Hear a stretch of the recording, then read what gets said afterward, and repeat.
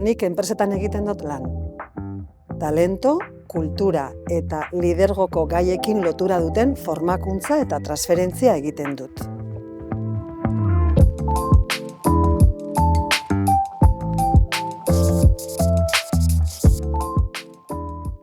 Aldi berian, gai berdinekin, batzuetan enpresek behar batzuk dauzkate, bai lidergoanak, ero kulturanak, orduan egiten duguna da harremanetan jarri, euron beharrak entzun eta horren harira programa bat diseinatu.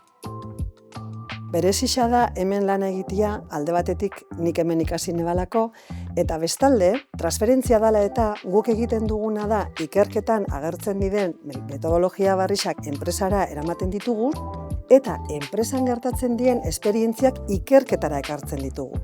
Eta horrek egiten duena da, zirkuito bat, zirkulo birtuoso bat sortzen du, oso aberasgarria dana eta gainera gure garapen pertsonal eta profesionalian laguntzen dozkuna.